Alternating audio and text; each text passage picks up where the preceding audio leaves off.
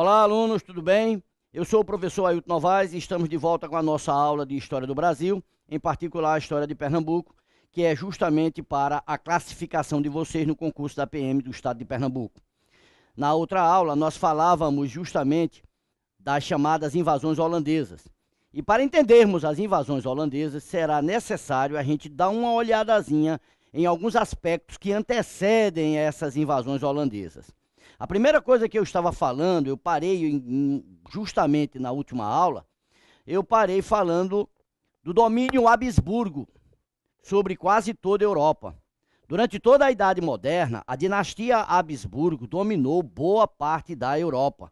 Eu poderia dizer para vocês que a dinastia Habsburgo dominou a Espanha, dominou o chamado Sacro Império Romano Germânico, dominou parte da Dinamarca, dominou parte, na realidade, da Península Balcânica, dominou, na verdade, aquela região de Flandres. É aí que a coisa vai pegar. Porque quando você observa a região de Flandres, né, que a gente pode chamar na época de Províncias Unidas, e que hoje são os Países Baixos, Bélgica, Holanda e Luxemburgo, tá certo? Então veja bem, os Habsburgos eram extremamente católicos fervorosos.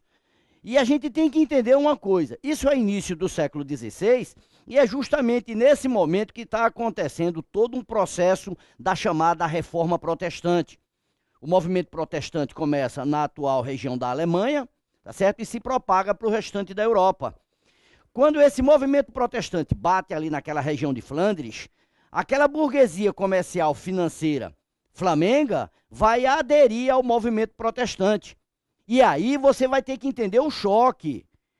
Porque, veja bem, como os Habsburgos eram católicos fervorosos e dominavam a região de Flandres, quando esses comerciantes, essa burguesia financeira mercantil flamenga adere ao protestantismo, vai começar a dar problemas seríssimos. E aí, então, é importante que o aluno entenda.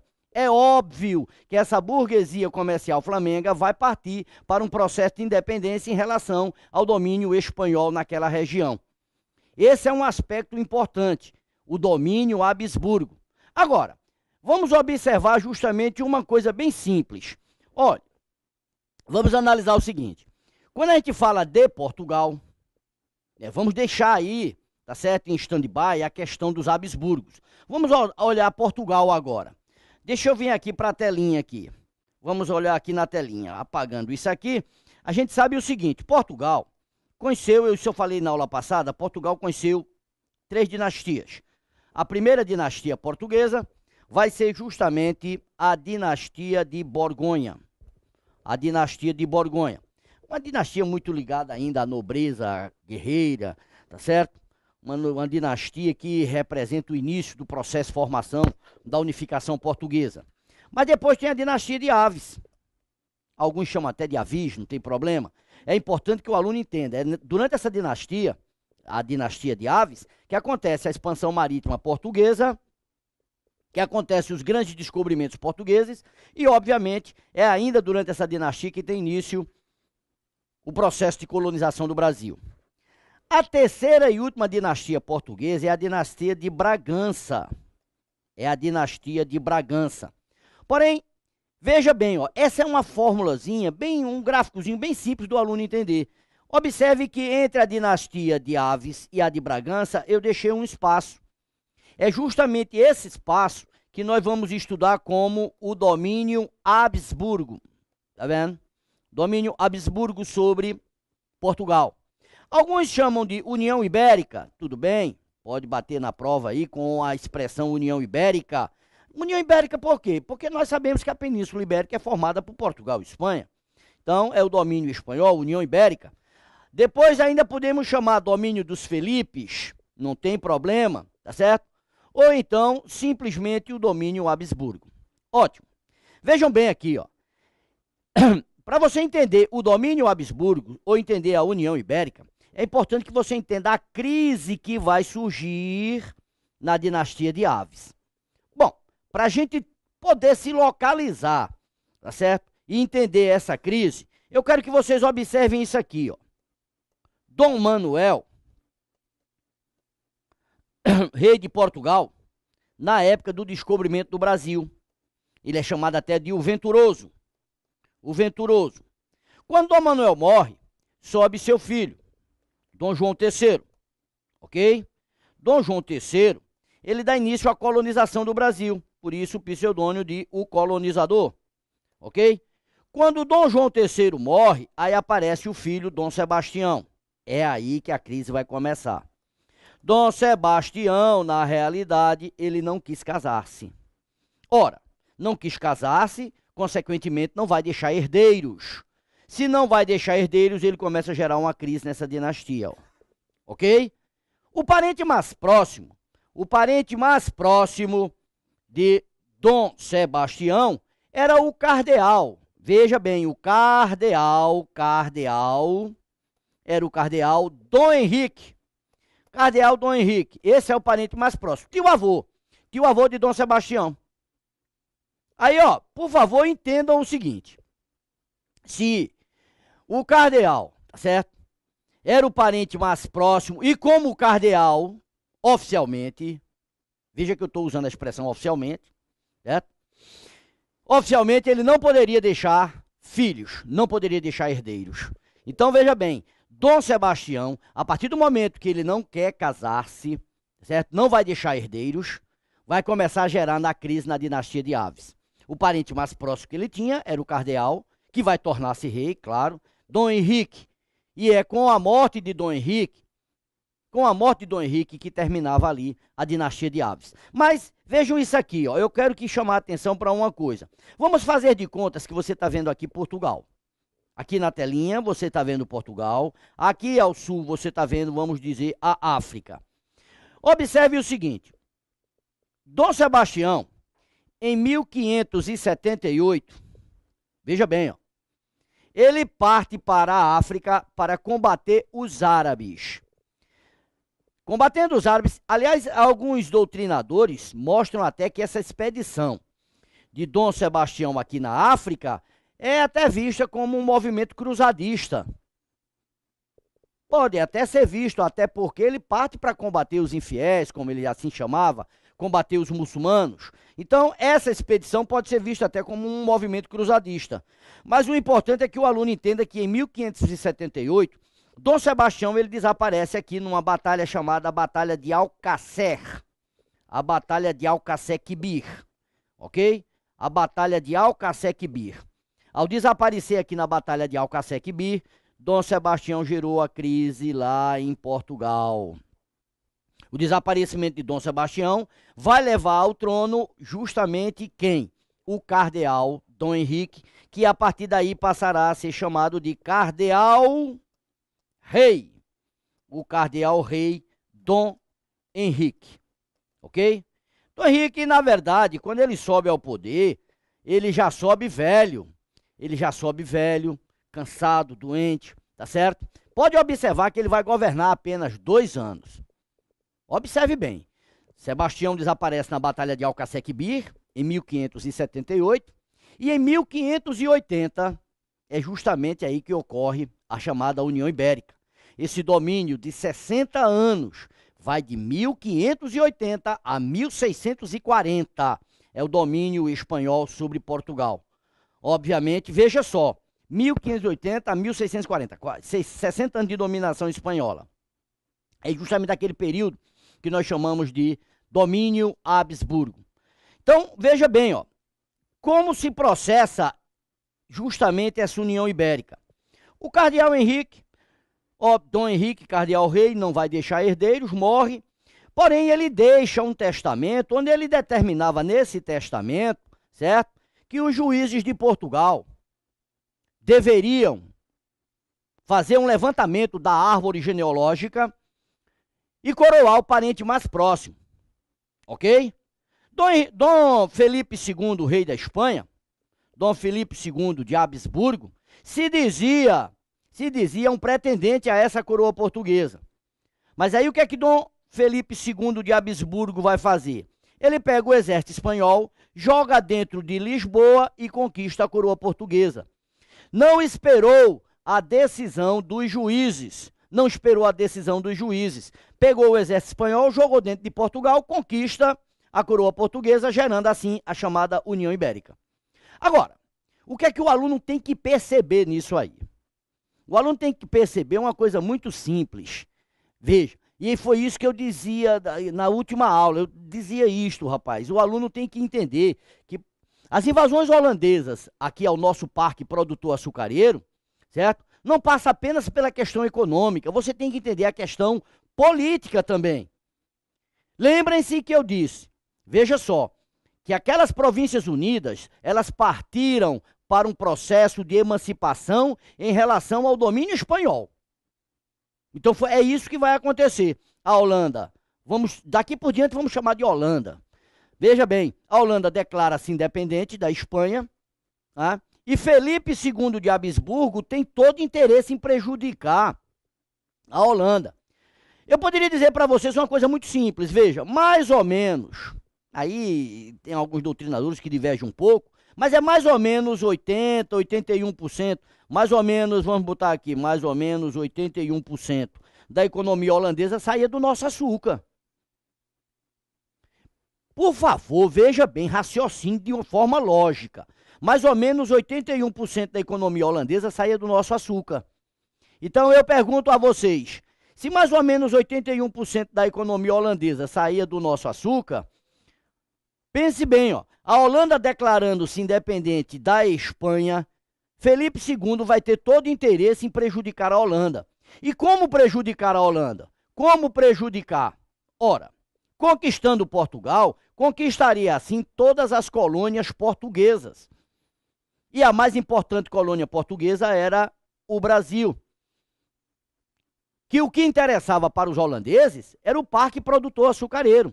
Então vamos observar aqui, deixa eu fazer aqui uma coisinha bem simples, vejam. Vamos fazer de contas que você tem aqui o Brasil, vamos botar aqui Portugal, tá certo? Vamos botar aqui a Espanha e vamos botar aqui em cima a Holanda. Veja a relação como era. Holanda, Portugal, Brasil. Holanda, Portugal, Brasil. Brasil, Portugal, Holanda. Tá vendo aí ou não?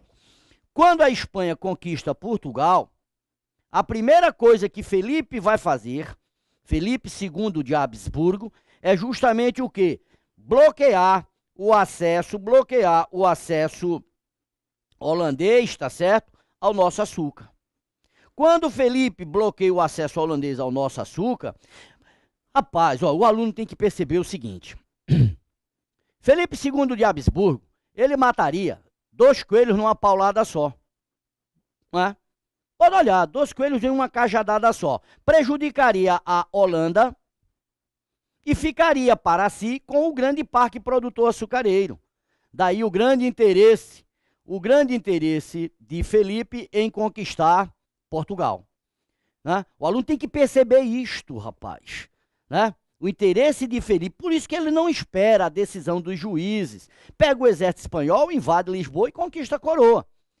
Então, se eu perguntar para vocês assim, qual foi, na verdade, a mudança que Felipe de Habsburgo gerou na estrutura portuguesa? Fundamentalmente, isso ele fez questão de controlar pessoalmente, fundamentalmente foi justamente boicotar o acesso holandês ao nosso parque produtor açucareiro.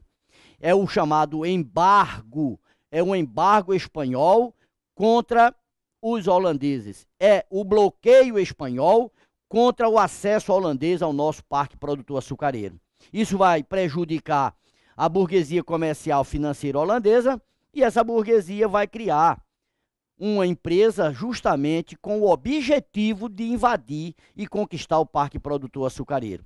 Essa empresa criada pela Holanda vai ser a chamada Companhia das Índias Ocidentais. O objetivo da companhia era invadir justamente o parque produtor açucareiro. Aí eu chamo aqui para a telinha, por favor, vejam. Observando aqui. Vamos dizer que você tem aqui, ó, o nosso Brasil, tá certo? Portugal, Espanha, agora com a União Ibérica, tá certo? A União Ibérica e a Holanda. Vejam, a Holanda criou a West India Company, Companhia das Índias do Ocidente, ok? E aí, ó, vai invadir o parque produtor açucareiro. Eu quero que o aluno entenda o seguinte, tá no programa, tá lá, rapaz, no edital, as chamadas invasões holandesas. Só que, por favor, pelo amor de Deus, você só pode entender as invasões holandesas ao Brasil, né, se você entender que desde a própria expansão marítima portuguesa existia um relacionamento econômico, comercial entre Portugal e a Holanda. Toda aquela expansão marítima contornando a África até atingir a Índia, tá certo? Tudo isso aí foi financiado pelo capital holandês, notadamente pelo capital holandês. Depois você ainda consegue perceber o início da nossa colonização aqui com a empresa açucareira. Eu dizia para vocês, a Holanda investiu, a Holanda transportou, a Holanda refinou, a Holanda vendeu nosso açúcar na Europa e a Holanda ficou com esse lucro. Imagine que relação, é por isso que a gente diz que mais ou menos 81% da economia holandesa saía do Brasil. Aí chega a Espanha, conquista Portugal e a primeira coisa que ela vai fazer é bloquear o acesso holandês ao nosso açúcar. É óbvio que essa burguesia, tá certo, jamais ficaria de braços cruzados e vai partir justamente para a conquista do parque produtor açucareiro. Então, crianças, por favor, vejam, vamos perceber agora o seguinte. O que é que podemos apontar aí como antecedentes das invasões holandesas? Antecedentes. Vamos ver aqui. Os antecedentes. Primeira coisa que eu quero que vocês entendam. Observe. Posso ou não posso apontar a crise dinástica em Portugal? Posso ou não posso? Posso. Crise dinástica gerada justamente com o desaparecimento de Dom Sebastião, não é isso mesmo? Dom Sebastião, na África, na chamada Batalha de Alcaçequibir. Posso ainda observar, tá certo? Posso ainda observar que o cardeal rei Dom Henrique, cadê a borrachinha? Vem cá, borracha. Cadê a borrachinha? Aqui, borracha, vem cá. Que o cardeal, certo? Rei, que o cardeal rei. Cadê? Espera aí. Caneta. Que o cardeal rei, certo? Dom Henrique, né? Ele não indica ninguém para ser sucessor. Olha, deixa eu chamar a atenção de vocês para uma coisa bem simples. Dom Sebastião, tá vendo aqui? Dom Sebastião que desaparece na Batalha de Alcaçequibir e que gerou a crise na dinastia. Dom Sebastião tinha um irmão, Dom Antônio Prior do Crato. Só que era um irmão bastardo. E o cardeal não aponta Dom Antônio Prior do Crato, tá certo? Para ser seu sucessor. Pelo contrário, ele deixa aquele testamento onde falava da árvore genealógica e que os juízes deveriam decidir. E aí Felipe II de Habsburgo aproveita-se desse vácuo, tá certo, no governo português, aproveita-se desse vácuo no trono português, joga o exército espanhol dentro de Lisboa e conquistou, tá certo, Portugal, gerando assim a chamada União Ibérica. Então vamos começar a perceber agora, tá certo? Como é que se processa as invasões. Analise bem. Analise bem o seguinte. O edital fala da invasão em Pernambuco, ok? Mas seria interessante que a gente desse uma pequena passagenzinha bem rápida na invasão holandesa na Bahia. Bem, vejam bem. Se você me perguntar assim, Novaes, se o objetivo holandês era o parque produtor açucareiro, e a gente fazendo uma pesquisa, a gente começa a ver que em primeiríssimo lugar, em termos de produção açucareira, você tem Pernambuco. Em segundo lugar, você teria a Bahia. Ora, se o que interessava ao holandês era o parque produtor, por que que a primeira invasão não acontece justamente em Pernambuco? Não é? É bem simples, rapaz. A primeira invasão vai acontecer na Bahia. Primeiro, porque a Bahia, quer queira, quer não, é um parque produtor açucareiro. Certo? Produzia menos que Pernambuco, mas era um grande parque produtor açucareiro. E uma outra coisa que é interessante, era a capital. Era o núcleo, era o centro nervoso. O holandês conquistando a Bahia, ele conquistaria não só um parque produtor açucareiro, mas conquistaria também o quê? O centro nervoso da colônia. Conquistaria a capital. É por isso que a primeira invasão, na verdade, dá-se aonde? Na Bahia. Então, crianças, por favor, vejam o seguinte. Essa primeira invasão na Bahia, ela só vai durar um ano. É só um ano. Eles invadem em 1624. No ano seguinte, em 25, foram expulsos. Né? Bom, o que é que eu quero que o aluno entenda, pelo amor de Deus? A Companhia das Índias Ocidentais, criada pela burguesia comercial flamenga, com o objetivo de conquistar o nosso parque produtor açucareiro, essa companhia, na realidade, tomou um grande prejuízo na Bahia, meu amigo. Você tem que entender a questão logística. Tem que entender a questão logística. Ok? Essa questão logística passa justamente por quê? Construção de navios, a questão de armamentos, mercenários, treinamento disso, marujos, tripulação e tal. Meu amigo, é um empreendimento muito alto. E eles invadem e são expulsos com menos de um ano. Não chegou a nem completar um ano, faltava uma semana para completar um ano, eles são expulsos. Então, isso significa dizer o grande prejuízo na Companhia das Índias Ocidentais. Ok? O grande prejuízo. Então, por favor, crianças, vejam. A gente fica questionando, ô Novaes, me diz uma coisa, se os caras tomaram prejuízo com essa invasão, com esse empreendimento da Bahia, como é que esse pessoal vai recuperar-se para partir para uma segunda invasão? Levando-se em conta que o embargo de Filipe II da Espanha, né, cessava a presença holandesa aqui no nosso parque. Então, veja bem, o comércio açucareiro lá na Europa estava ameaçado. Como é que a Holanda iria recuperar-se para partir para um segundo empreendimento ousado, como foi o caso da segunda invasão holandesa? Observem que eles invadem aqui, eles são expulsos da Bahia em 1625, e só apenas 5 anos após, 1630, é que eles aparecem aqui. Então você tem 5 anos para que a Companhia das Índias Ocidentais recupere-se dos prejuízos tomados na Bahia. E como vai recuperar-se? É muito simples, observe isso aqui. Ó. Vamos observar aqui. Vejam. Você tem aqui a civilização asteca, certo? Que hoje seria o México. Você teria aqui na América Central a civilização maia. Na América do Sul você teria aqui a civilização inca. Essas civilizações pré-colombianas eram exploradas pela Espanha, tá certo? E a exploração era em cima, todo mundo sabe, de metais preciosos. Então veja bem, ó. Acontece que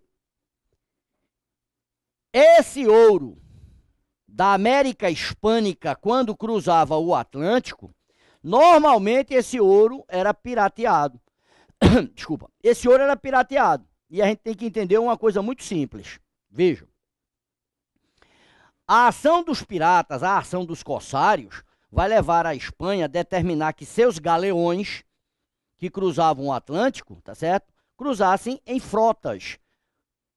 Reunidos em frotas, isso iria dificultar, tá certo, a ação dos piratas.